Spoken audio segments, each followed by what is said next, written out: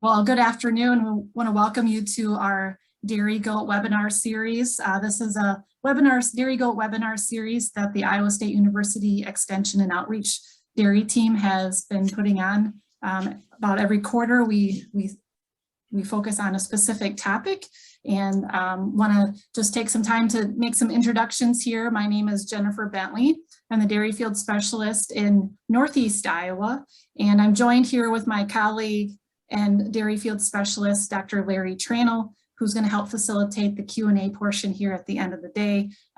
Dr. Larry Tranel is also housed in Northeast and Southeast Iowa. So both of our focuses are on dairy cattle as well as dairy goat production. So before we begin the webinar here today, just a few things to take note while being on Zoom. If you could just mute your microphones and turn off your cameras during the presentation part of the webinar series. When we get to the Q&A, you're more than welcome to ask questions with your microphone, or if you just want to type those into the chat box with Zoom, you can certainly do that. Larry will facilitate those questions at the end. So as you think of questions, just go ahead and type those in. This webinar will be recorded and archived to our Dairy Extension website. And I'll also include that link along with a copy of the presentations as a follow-up email that the registered participants will receive. So you'll get that in the next few days after we get the webinar archived. And then after the presentation here today, I am going to put an evaluation link in the chat box. If you wouldn't mind just taking a few minutes to fill that out, fill that survey out. It helps us with our Dairy Goat programming and evaluate our webinar series here this year. So I really want to welcome our presenters here today as we focus on navigating drug therapy for dairy goats. Our presenters are Dr. Pat Gorden and Michelle Buckley, both working at Iowa State University's College of Veterinary Medicine. Dr. Gorden joined the faculty at ISU's College of Veterinary Medicine in 2007. He's currently a clinical professor specializing in dairy production medicine for the Department of Veterinary Diagnostic and Production Animal Medicine. In 2010, he was appointed as Director of Food Supply Veterinary Medicine for the department.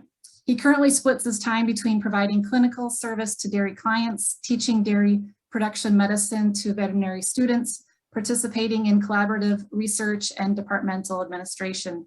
His areas of expertise include milk quality, milking equipment performance, prevention of drug residues in milk and dairy beef, and the biology of drug metabolism.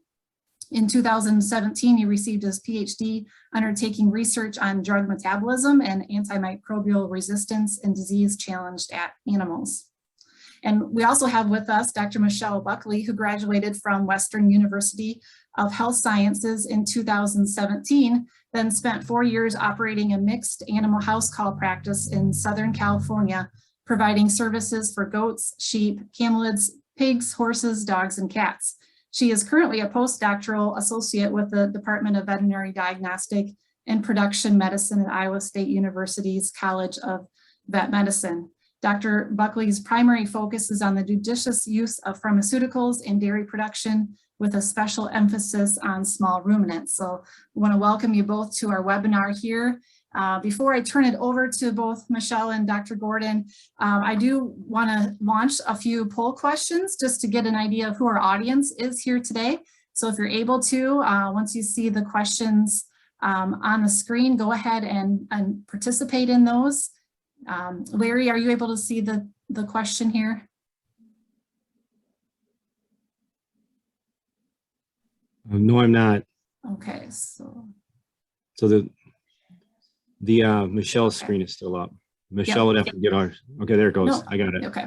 It's up. I just had to relaunch it. So my first question to the audience is the number of dairy goats that you're milking. So we'll give you a few seconds to respond here. I think there's about 40 participants on, so give you a few more seconds here. All right, so I'm going to share those results so we can all see that there. That looks like a little over half of us aren't milking dairy goats on this webinar here today, but maybe you're working with some clients or are veterinarians or working in the industry yourselves. The ones that are milking are ranging in less than 50 goats there.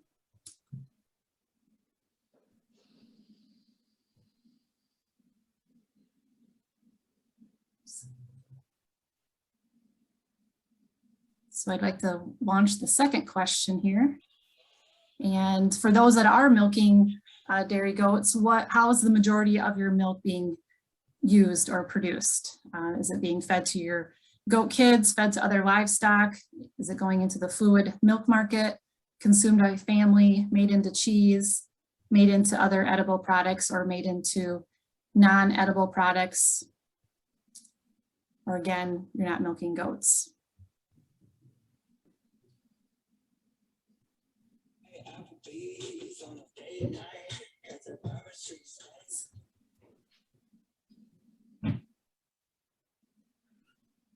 So as we end the poll there, I'll share those results with you.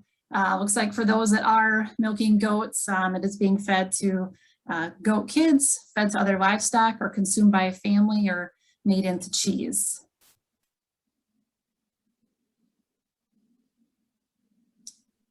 And I believe I have one more question I'll share with you here. And again, those working with dairy goats, how do you record the types of medical treatments given to your dairy goats? So are you using paper records, digital, maybe not recording medical treatments, and again, not milking dairy goats? This also kind of gives us a direction for future dairy goat webinars as we take a look at record keeping and how can we best serve our dairy goat producers in helping with that record keeping process. So I'll end the poll here, and looks like about close to 40% are using paper records and 17% using digital records there. So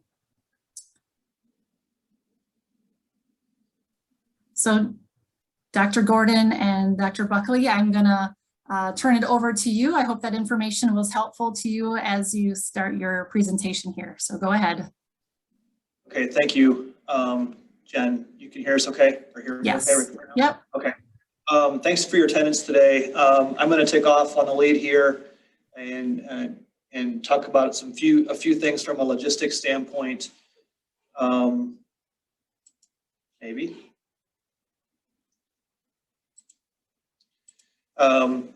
And kind of give a little bit of background in where the industry, the veterinary industry is. I don't necessarily mean veterinarians, I mean animal treatment veterinary industry is on navigating the waters of what the US FDA is throwing at us from a antimicrobial stewardship standpoint. And so the FDA has identified several antibiotics in the arsenal that we have as being critically important for human health, and has started to put some regulations in place to limit our use on these. And they're, unfortunately, most of these are commonly used both in veterinary medicine and also in human medicine, and thus the need for improved stewardship. But if you have studied the drug names of most of the veterinary drugs that we have available, the groups in the critically important and highly important are very important to us as veterinarians also. And then some other things that we need to consider as we start to talk about the small ruminant species and the regulations that go into place for us is how the FDA classifies production species. And the small ruminant species all fall into what they call minor use species. So the regulations are slightly different for that group compared to what they are for cattle production, for example, on the cattle dairy side.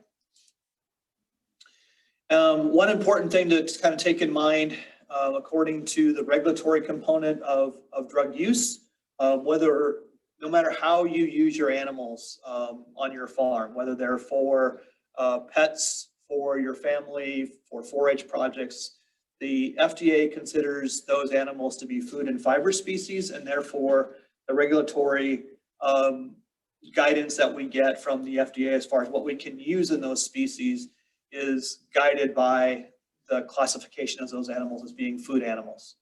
So that limits a little bit of what we can do in the industry. And then likewise, as near as I can tell, they make no differentiation between, as far as officially goes, between lactating, what defines a lactating animal in the dairy side versus just a dairy goat. Whereas in the cow side, we have an FDA definition that says an animal that's 20 months of age or older and a dairy breed is considered to be a lactating dairy animal. And so that limits us on what we can do or can't do in that industry.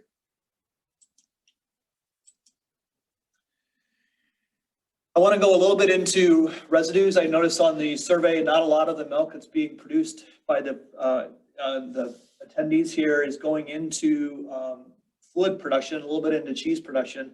But I think from that aspect, though, for those who do produce food, understanding how we get to a residue violation is pretty important.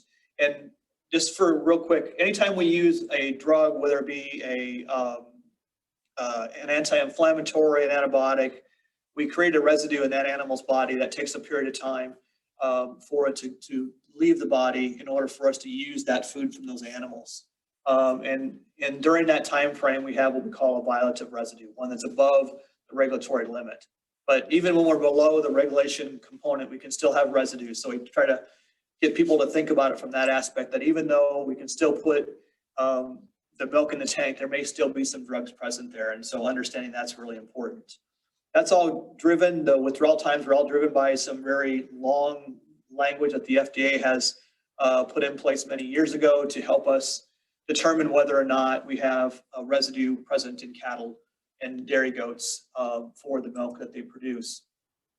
From that, we get a legal limit or a target test level that says if the milk has a drug level above this level, it's violative. If it's below that, it's non-violative. And there's some very unique things about that that we need to take into effect as veterinarians. I'm going to move through some of this because I want to get to some of the stuff that Dr. Buckley is going to talk about here as we go forward.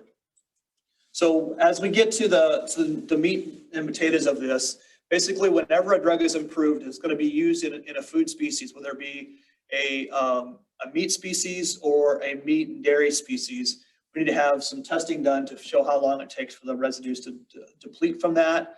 We have some safety studies done, and we end up with a withdrawal time. Those withdrawal times are applicable to the species in which they're labeled. So we have a lot of drugs that are approved for dairy cattle, in which we have a milk withdrawal established for that. However, if that same drug is not approved for dairy goats, we end up with a situation where we don't have any regulatory guidance on what that residue level can be. And essentially the understanding is that if we detect any of that drug residue in that unapproved species, it's considered to be a violative residue.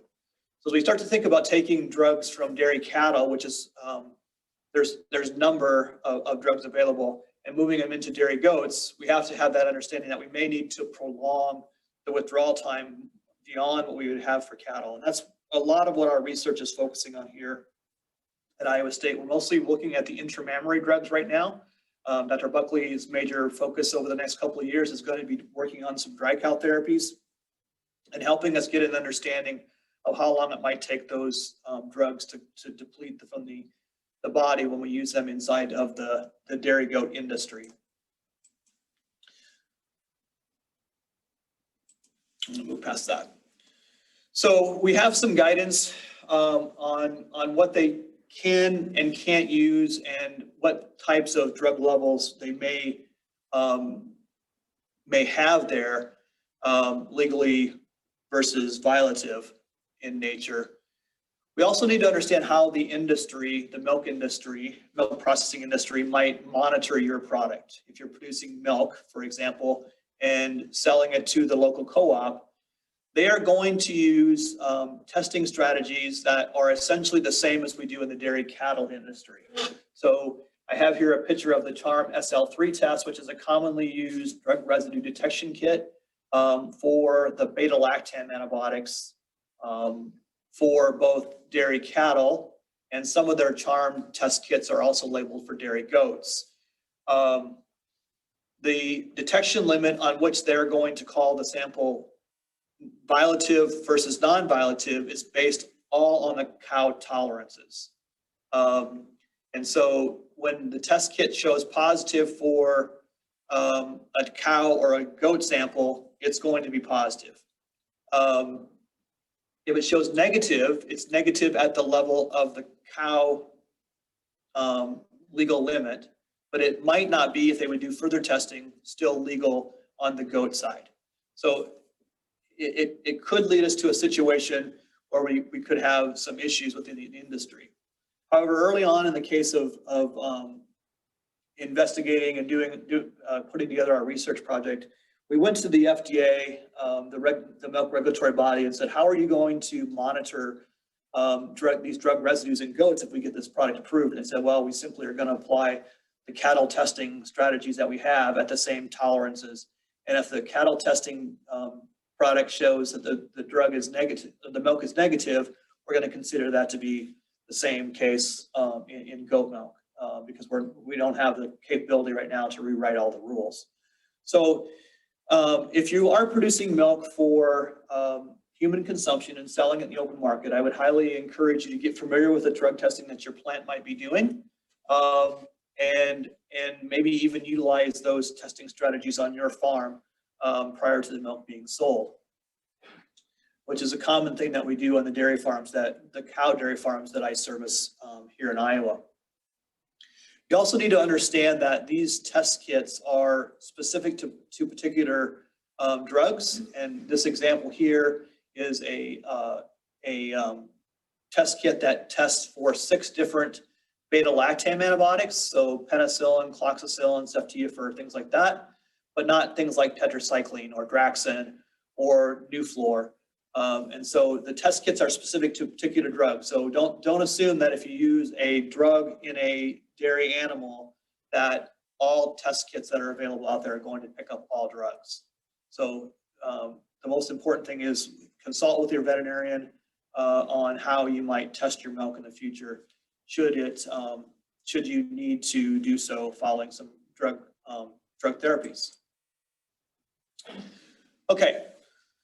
The legal components that get us to being able to use drugs in other species or for other purposes besides what they're approved is governed by a act that was approved in 1996 by the federal government, which we use the acronym Amduka, which stands for the Animal Drug Use Clarification Act. But basically, it allows us as licensed veterinarians to prescribe drugs outside of their original approvals, both within the species they're approved in and also across in other species.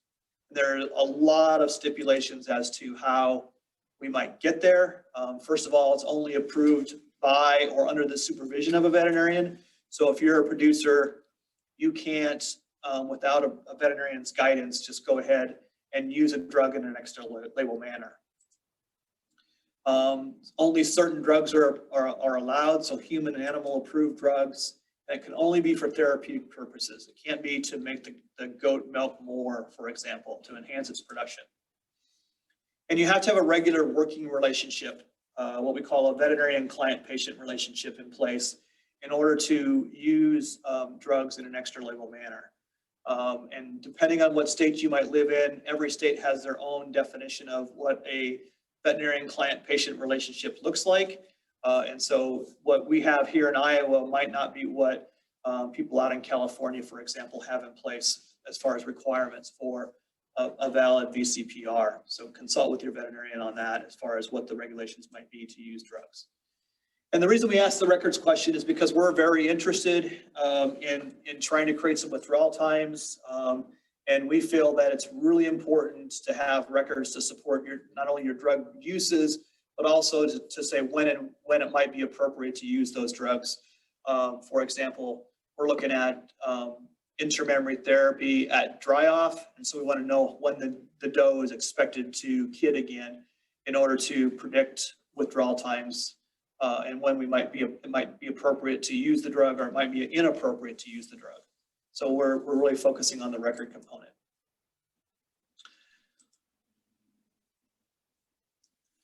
Okay, so a little bit more on Amduka. This is for drugs administered either by injection, in the mammary gland, on the skin, or in the eye, and then in water meds. We cannot do feed grade antimicrobials in an extra label manner in the major species. On the minor species, there is some stipulations, and I'll come to that in a minute, in which we could potentially use drugs in an extra label manner. Can you check those? Oh, yes. It also stipulates that we need to extend the withdrawal times whenever we do residues in an extra label manner. So one of the ways that one of the things that we have to make sure we follow, or we adhere to when we use drugs in an extra label manner, is maintain a appropriate withdrawal time in order to not have a residue violation when the animal is processed, whether it's be the milk or the animal is consumed for meat. We have an organization in the United States called the Food Animal Residue Avoidance Database, or Farad for short, in which your veterinarian can send in a request to do an appropriate withdrawal time. Unfortunately, as we start to go into the small ruminant species, we have very little data on what an appropriate withdrawal time might be. And so we're working with Farad here on our studies to try to feed that stuff into them also to help guide veterinarians going forward in the future. We do have a certain set of drugs that we cannot use no matter what. And it doesn't matter whether we're going extra label or not, we cannot do that. And in talking with veterinarians, even this list becomes quite confusing on what we can and cannot do. So for example, we cannot use sulfas extra label in lactating dairy cows, but what about in dairy goats? There's no guidance on that. And so it really becomes down to what the veterinarian knows about the health and safety of the drug within the species that they're going to be using it in, and also, what the consequences might be for the humans that might consume it down the road. So sulfonamide drugs are kind of one of those, a little bit of a slippery slope for us as veterinarians. Another drug that's illegal in use in female dairy cattle is a drug called phenylbutazone, or bute for short, which is a pain reliever commonly used in horses. So if I was contacted by one of my clients who has goats, dairy goats, and they wanted to use some bute for pain relief, I don't know for sure whether I can legally use it, but knowing the consequences of consuming that product from a human aspect would guide me to say, yeah, we're not going to do that because of the human aspects of it, even though it may be legal to do in dairy goats because we don't have any guidance that says we can't. Another drug that's commonly misused in the small ruminant side are the fluoroquinolones, and enterofloxacin is the most commonly available fluoroquinolone that we have in the food animal industry, at least in the bovine side of it, sold as Batra 100 or Enoflox 100. This is a drug that has no extra label use no matter what in the food animal species. I've listed the uses here on the slide, but this would be a drug that no matter what, we could not use in the dairy goat industry because it specifically says no extra label use in any food animal species. Doesn't dictate whether or not major or minor species might be useful. Another drug is ceftiafur. In the major species, cattle, swine, chickens, and turkeys, we do have some extra label limits on its use, but there is no, it specifically says in the guidance that the minor use species are not included here. And so we have the ability to use this drug in an extra low manner under the guidance again of your veterinarian. So there's a lot of definitions out there that are initially written for the major species that when we move into the minor species, it becomes a little bit more of a black box. Okay. clarifying question. Are rabbits considered food animals or pets? Are rabbits considered food animals or pets? Hold on, let's see, does somebody answer that? No, there's another question too. Okay, so rabbits are considered to be minor species by the FDA, and they would be considered to be food animals, as near as we can tell.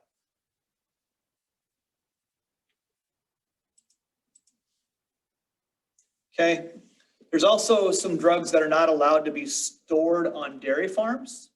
In Iowa, goat farms are inspected by the same inspectors that would inspect a cow dairy. And so it's my understanding that they would apply the same guidance to goat dairies as far as drug storage that would be required on our Iowa milk cow dairies. And so these drugs, if they were stored on your goat dairy operation, would result in you receiving a violative or some point deduction on your inspection when you go through that. So be aware of that if you are marketing milk in the state of Iowa. Dr. Pat, there's also another question. Do the charm tests that are labeled for goats have different violative levels, or do they use the same as cow levels? Yeah, so thanks, Larry, for pointing that out. No, the level of detection of those test kits is set. It can't be changed depending upon the milk, the species where the milk comes from. So, for example, we're doing some work with cloxacillin right now, and the test can't distinguish whether it's goat milk with cloxacillin in it or cow milk with cloxacillin in it. So it's going to show positive at the drug level that's preset in it. Now there's a little bit of difference in how the milk will flow through the assay that might make it a little bit more sensitive to goat milk, or less sensitive in goat milk depending on the individual species. Okay, thanks. Okay, the other aspect of extra label drug use and drug use in general is feed grade antimicrobials or feed grade drugs.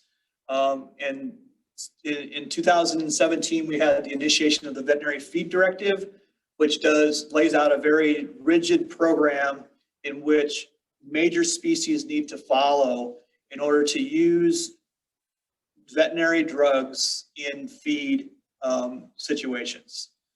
You'll notice that I made the point of saying that on the major species because there is some guidance for minor species also that we'll come to here in a second. Okay, so within that scope, again, as I said earlier, we have no ability to do extra label use again in the major species, but the minor species, they kind of left us in a gray area. Shortly thereafter, the FDA released this compliance document for dealing with the use of medicated feeds in our minor species. Again, our small ruminant species are going to be included here. And there's a lot of language, and when Dr. Buckley and I were reviewing this the other day, she's like, man, you put all these words on the slide, that's not going to work. I wanted to just kind of highlight one thing. This is a guidance document, and in FDA's wisdom, they kind of put veterinarians who are going to prescribe these products out there just a little bit, okay? And in the guidance document, they specifically say that this guide does not make the extra label use of drugs in feed legal or allow unapproved medicated feeds to be promoted as marketed. It simply makes it less likely that they will take administrative action against veterinarians and producers, okay? So while we have a guide that kind of says we can do extra label use, they don't necessarily give us real clear guidelines on what can be done as prescribing these products within veterinary usages. They do give us this set of guidance, and it's going to sound familiar to the others. Within the VFD, we need to have a VCPR, veterinary client-patient relationship. There can be no therapeutic dosage form already labeled that can be practically used under the extra label use. And one of the more common ones that we get questions about here is abortions in sheep, okay? And there's a label on the chlorotetracycline product for prevention of Vibrio abortion in sheep at an 80 milligram per head per day level. Many people believe that that level is not effective for controlling Vibrio abortion, and we should be using a higher level to prevent that. However, it's my understanding that you cannot, as a veterinarian, prescribe a higher level for the control of vibriosis in sheep because we already have this level here in place. So that's a really difficult one, and probably one of the more common questions I get as a veterinarian about what do I do if I'm having an outbreak of Vibrio abortion on my farms. So again, consult with your veterinarian. Other things, they need to have written guidance. It must be approved, a drug that's approved in a species that's similar. Okay, so we would need to have a mammalian species for usage in small ruminants. So a cattle drug for use in small ruminants. I couldn't take a fish approved drug and use it in small ruminants. Cannot use a prohibited drug. It's limited to farm or confined species. And again, we cannot promote its use or use it to improve efficiency. A couple of other things within the VFD rules. The FDA considers milk and milk replacers to be feed, and therefore any drug that's underneath the guidance of the veterinary feed directive is going to be considered here. So if you're using a medicated milk replacer, you need to be aware of the rules and the limitations of how long you can use those products in the milk and milk replacer products. So for example, neomycin and oxytetracycline in combination or separately have some approvals on milk replacers, but they can only be used for a period of either 7 or out to 14 days according to the label. And that's not tremendously practical on operations that have a few animals and they have a bag of milk replacer to have 2 separate milk replacers that they have to be mixing up depending upon the age of the individual animal. So that's really, on the cattle side, it's really eliminated a lot of this medicated use in the cattle species.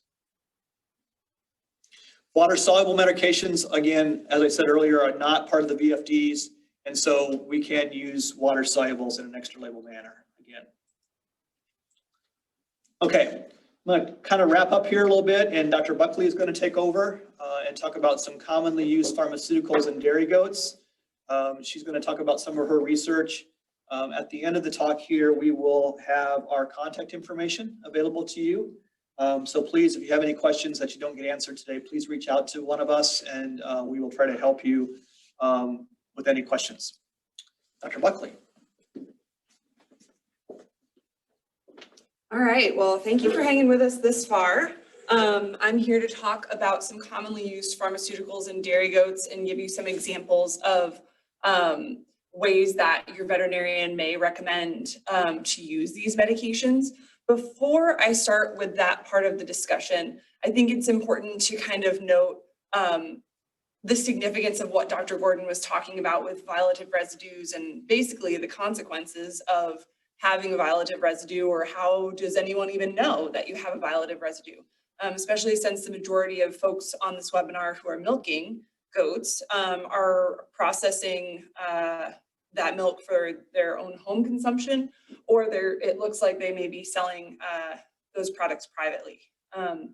So as Dr. Gorden mentioned, on the dairy cow side, a lot of that fluid milk is going to processing plants and then being sold to the general public. And we have a lot of regulation in there with our various drug tests, as he explained.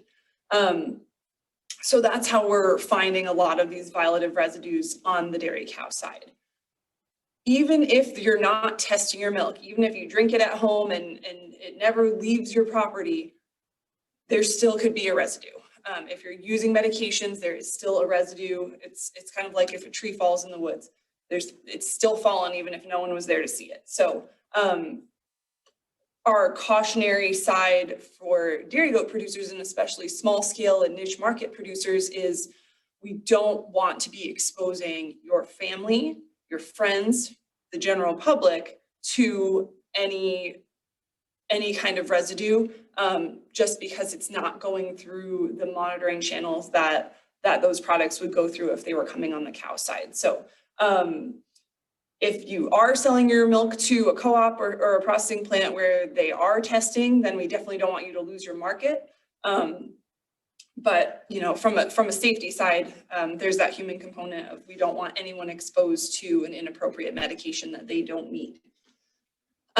So without further ado, let's get into the drugs. So as Dr. Gorden mentioned, my primary research is on intramammary antibiotics. And in order to kind of kick things off for my study, one of my colleagues, Dr. Heyman, did a project last year evaluating a short-term use antibiotic, intramammary antibiotic called Today. The active ingredient is ceftiafur, which is an antibiotic. And so basically what the study did was they gave two infusions of this medication at 24 hours apart. And then they tracked how long that medication stayed in the animal system. And so we know that our violative number is going to be right where this red line is, 0.02 micrograms per milliliter. That's pretty darn small. And we had this one silly girl out here who was shedding at a higher amount and for much longer than the rest of her cohorts over here. So based on this study of a short-term antibiotic for a mastitis tube, the current recommendation for milk withdrawal has been set at around a little over 156 hours, I believe, was where they decided on. This little outlier here threw it off a little bit. So the tolerance for cattle and the withdrawal period for cattle is 72 to 120 hours. But in the goats, we thought it would be smart to go a little bit longer on that. So there's a difference in this short-term product versus my study, which is long-term dry cow or dry goat therapy. So essentially the basis of the current project that we're working on is that intramammary antibiotics can be very useful for helping to improve milk quality and mitigating any mastitis issues that could develop during the dry period. And so when we have, if we have a subclinical infection, we can identify that and then utilize antibiotics that stay in the udder during the dry period to handle that infection so that when we kid, those goats are coming in with a healthy udder. The hitch to that, as Dr. Gorden alluded to earlier, is that we need to know how long the dry period is so that we know how long that medication's been in the goat system. And we also need to know when the goat kidded so we know when we've started removing the antibiotic from their system via milking and when that milk is going to be safe for consumption. Goat side testing is always recommended on farm. And so you're never going to go wrong to have a test kit and collect milk from your does that you know were treated before to monitor when they're below that violative number. But we want to give you an idea of where to aim. Sorry. So based on Dr. Heyman's data, the USDA funded this project to help evaluate two different common antimicrobials and dry cow products that we could use in dairy goats. And so what our goal is establishing meat and milk withdrawal times for ceftiafur and ceftiafur, which are the two antibiotics. And we also want to evaluate any potential for developing antimicrobial resistance when we increase our use of these antibiotics in goats, since it's not very commonly done now. And the third part of this project is to develop outreach opportunities like this to speak with producers and other veterinarians so that we can help people understand safe and effective use of these medications on farm. So if you're interested in learning more about this specific project, or even getting involved. We're going to need to be culturing milk in another year or two on a lot of goats. So please do take down our contact information at the end and get a hold of us and let us know about your interest. All right, so the medications that we're using on this study are ceftiafur, which is tomorrow, so it's a longer acting intramammary infusion than the today product that Dr. Heyman was looking at, and then cloxacillin. And these are two of the more common intramammary antibiotics that we have available on the cow side. To be truthful, it's kind of hard to get a hold of any intramammary antibiotics right now. The cloxacillin has been a little bit tricky, especially, or the ceftiafur has been especially tricky to get a hold of. And because the labeled uses in cattle are a whole tube, even though most dairy goat producers who are currently using dry cow tubes may use less than a whole tube, we have to utilize a whole tube in our project to comply with FDA regulations. So these girls are going to get a significant antibiotic infusion, and then we'll be studying how long it takes for that to get out of their system, and that's where our data is going to come from. So that Michelle, there's a question there. What dose of today? I know you said a full tube there, but is it just once? It was a full tube in both quarters, and it was given, what was it? Both halves, I'm sorry, darn it. I worked on a lot of cows this summer. And it was given every 24 hours, correct? Or 12 hours, I'm sorry. 24 hours, 2 doses, 24 hours apart. So a full tube in each quarter? Full tube in each quarter, because that each half, yeah. Darn it, Larry.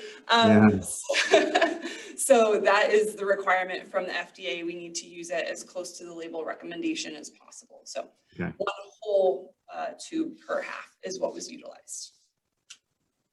I didn't see any other questions on there. We will check all the questions at the end and make sure that we're covering everything too. Oh. Okay, cool. So that is our current project and the information that I have for you currently on intramammary antibiotic use. Let's see, where'd my clicker go? There we go. Okay, so this is not something that a producer should necessarily have a strong grasp of, the spaced principle of how to select the appropriate medication, but it is something that you should be aware of, that we as veterinarians need to utilize, and this is how we're trained to think about how do we pick the appropriate drug to make sure that your animals return to health as soon as possible, and also prevent any kind of residue issue. So first of all, we want to make sure that we're even going to be addressing the pathogen properly. Is this drug even effective? PK/PD are some scientific terms, but basically it means, is this drug going to get to the necessary location in the appropriate concentration? It can be difficult to get systemic medications to go into the mammary gland. And so this is a good example of where we really need to be cognizant of how we are applying a treatment in order to make sure that we are effectively treating the infection. Adverse reactions, of course, we want to make sure that this medication is safe. Compliance, this is exactly what Dr. Gorden spent the first 25 minutes talking about. Is it legal, or can I use it in an extra label manner?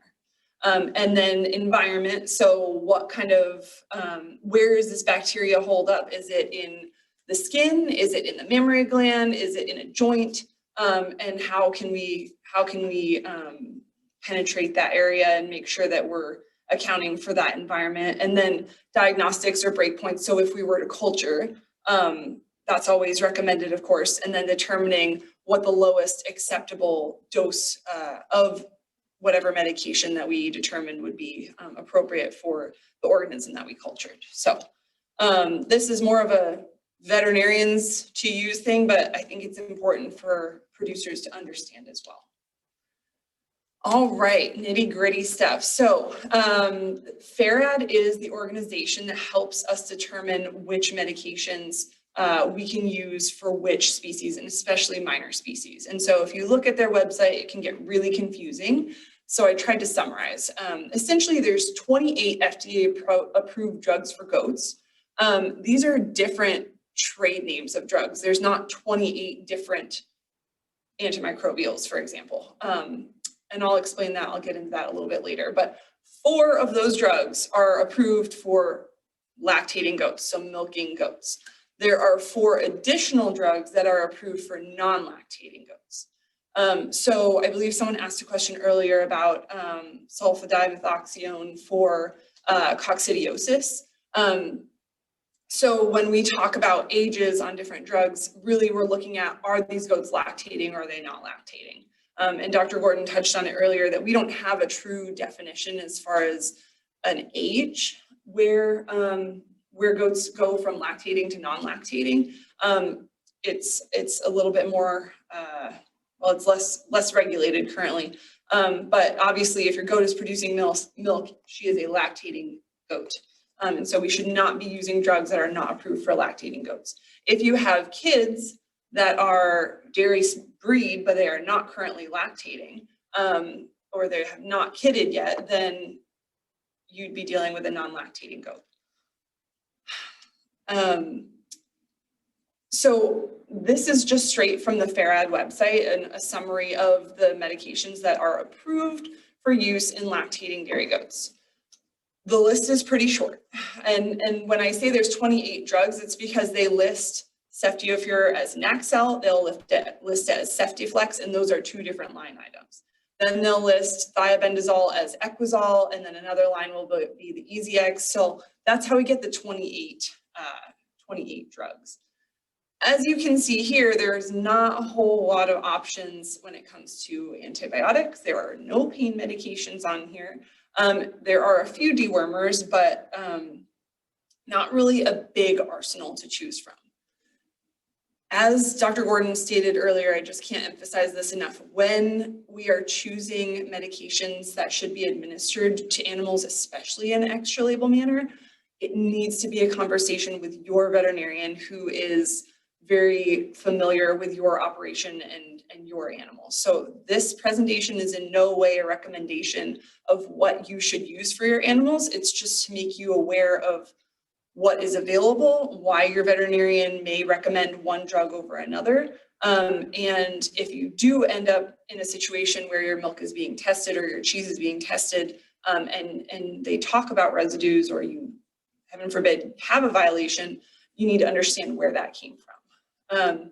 So these are the medications that we can use in lactating dairy goats that are already approved. You don't have to worry about any extra label use. You just follow the directions in the approval and you're good to go. There are 4 additional drugs that are approved for non-lactating goats. So these would be your kids, or even meat goats. Adult meat goats would apply as well. Albendazole, fenbendazole, Maloxican, and then Decox. So the question previously was about sulfadimethoxam. You'll notice that wasn't on this list at all. So really from a technical perspective, we should not be using that for coccidiosis, because we have other medications that are approved for treating coccidiosis in goats. Again, this is a conversation to be had with your veterinarian. But from a legal perspective, we should be trying to we need to utilize drugs that are labeled for the problem before we start going into extra label uses. There's a little asterisk on these 2 because the label, the approval says that they're only to be fed to goats that are maintained in confinement. So I just thought that was important to note. You can also use any medication, any of these previous medications that are labeled for lactating goats in non-lactating goats. So that's also important to understand. So I have a few drugs here that are not labeled for goats, but we do use them quite commonly because we don't have any other medications that are labeled at this time. So pain control is huge, obviously, with this budding, castrations, wounds, anything like that. And Banamine is definitely a go-to for those adult goats. So from a withdrawal perspective, if you have an animal that you treat with Banamine, you should not be processing that animal for meat for at least 10 days after the last injection of that medication. Milk needs to be dumped for 3 days or 72 hours after that injection as well. These right here are some sources that I looked at that are super exciting research papers to look at how we got this information. There are oral formulations of Banamine. There's the paste that that's really handy for giving to your horse. In the research that I read, that paste is not very well absorbed, and it doesn't do as good of a job of addressing the actual pain as an injection. So the label or the labeled routes on the bottle are either intravenous or intramuscular. I would highly recommend intravenous only injections in goats. We can see some pretty severe reactions to intramuscular injections for Banamine. We use it for pain and fever reduction, inflammation reduction. There is also a pour-on product that we'll use in cattle, but it's kind of like that oral product in that the bioavailability is pretty low. It's hard for them to get into their system in a consistent amount. Some goats might process it really well, and some goats might not absorb very much of it. So I don't really recommend that option as well. And there's not a whole lot of data out there on its use in dairy goats. Maloxican is one that I was very fond of using in practice for small kids and disbuddings and things like that. It's also really easy to administer because it comes in these handy little tablets. They're pretty inexpensive. So we understand that the meat withhold is 15 days, and that's pretty solid. But the milk data is a little more unclear. There's not as much primary literature out there. So Farad recommends that your veterinarian email them through their website and ask for the most up-to-date literature, and then Farad will tell them what the current withdrawal time is. So this is something that a veterinarian should do. This is not something a producer needs to worry about. But I don't have a specific milk number for you offhand. And like I said, this is really commonly used in smaller animals anyway. Might not be an issue for your milking animals, but definitely something to be aware of.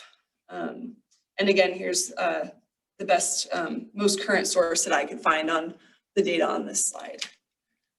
There are some other pain medications that I think are worth mentioning. Like Dr. Gorden said, phenylbutazone is out there. It's really not recommended. We have so many other options, and it's just not worth the risk of potentially, impacting human health by utilizing this product in food animals.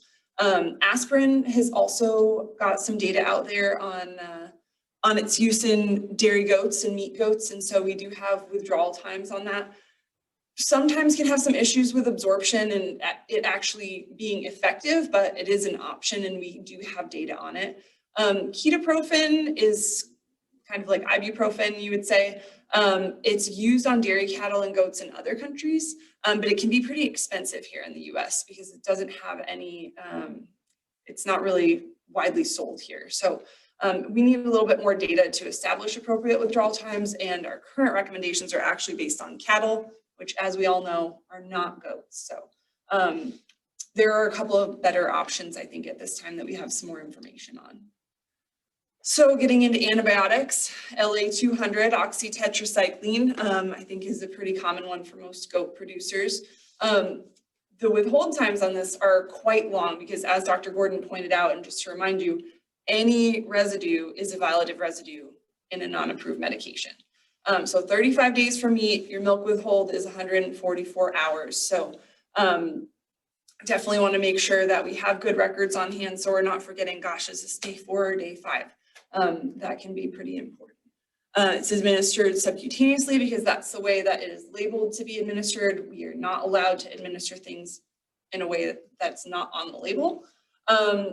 It is labeled for intravenous administration, but I've heard some pretty scary stories about anaphylaxis being associated with that. Some folks might be braver than I am recommending that with their clients, but it is something that you find in the literature. So worth mentioning. If you happen to use a short-acting oxytetracycline, that you'll need a Farad request, or your veterinarian will need to make a Farad request for. And then most commonly we'll use it for pink eye or respiratory disease, but that needs to be, I'm sorry, not respiratory disease, but pink eye definitely. We already have Nexal labeled for respiratory disease, so we shouldn't be using an extra label medication for something we already have a label for. Penicillin. Penicillin G is the most common one that I've run into. Our meat withdrawal is 9 days, milk withdrawal is 96 hours, but as we said before, you always want to test before you process or consume the milk. It's labeled to be administered in the muscle. It is important to note that most veterinarians will recommend a higher than labeled dosage for penicillin. This is something that needs to be discussed with your veterinarian for the appropriate dose for your specific situation. But that is just kind of an important thing to note. The withdrawal data is inconsistent, and so it doesn't offer really helpful withdrawal periods outside of this information, but they don't have a lot of data to go along with this. There's not multiple studies that I was able to find, but they do have these numbers for us. And then as an extra word of caution, penicillin, humans can be allergic to penicillin, and so another reason to be extra cautious when we're starting to utilize animals that have previously been treated with this medication. We don't want to trigger any human health events by allowing humans to consume meat with a residue. So just another reason to be extra careful and keep those good records. Ceftiafur, we did talk about Nexal already. That's a short-acting ceftiafur, and it is approved for goats, for lactating goats with no milk withhold. So we really prefer to utilize this for respiratory disease, which is what it's labeled for. There's also Exceed, which is a long-acting version, and you can utilize that for at the discretion of your veterinarian. That's a longer medication with a longer withdrawal time as well, but it can be used. Let's see here. One little note here, we're just about to wrap up. Dewormers are regulated by the Environmental Protection Agency, not the USDA. There are different rules for these medications. So any extra label use is forbidden in food animals of dewormers. In the United States, we do have a growing resistance problem to dewormers, and this is a very real problem, especially in the deep South and the Midwest. So routine fecal evaluations are the gold standard recommendation for each individual herd and any animals that you're especially concerned about. And then working with your veterinarian to identify your problem parasites and what dewormers you should utilize to manage those problems is really the key to success.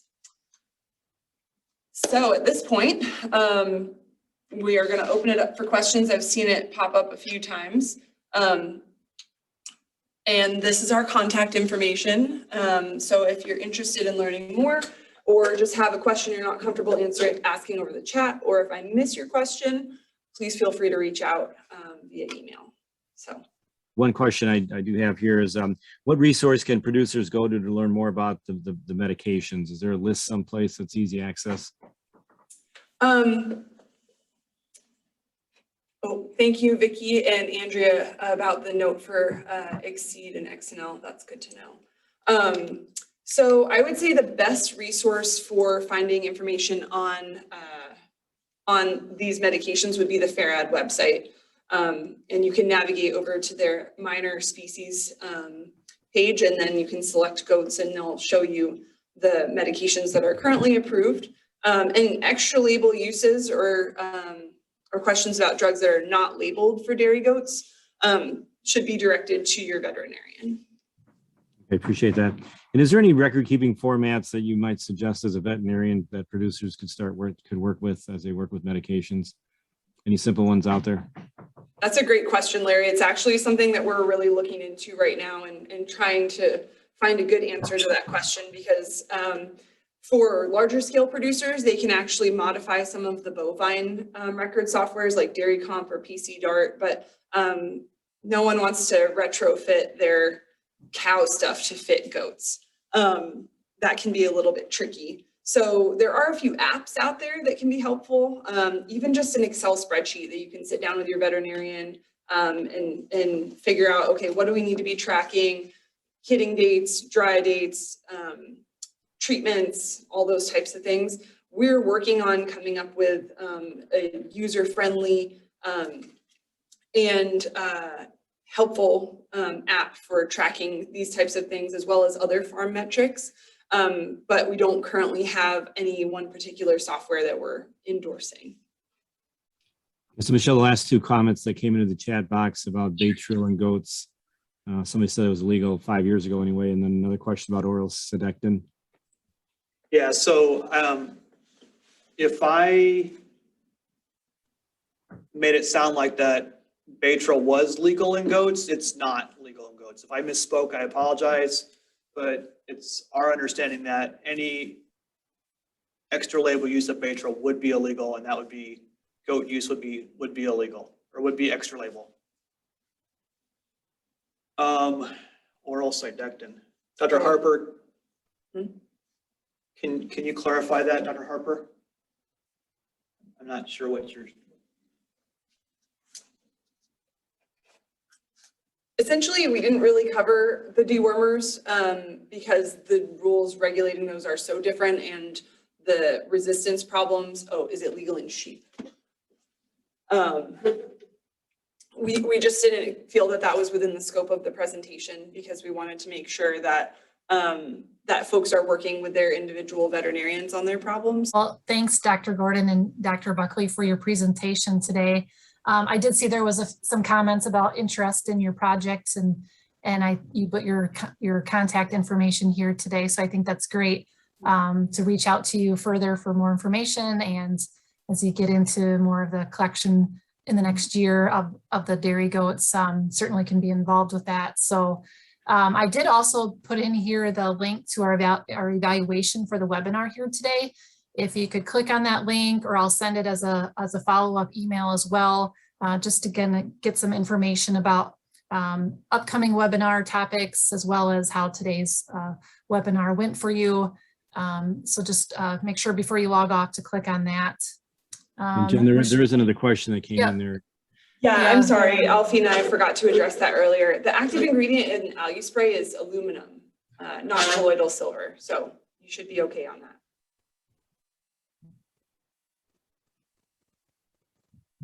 Great. Thanks for the reminder. And thank you all so much for coming out, and for Jennifer and Larry for putting this on. We're looking forward to chatting with you again soon.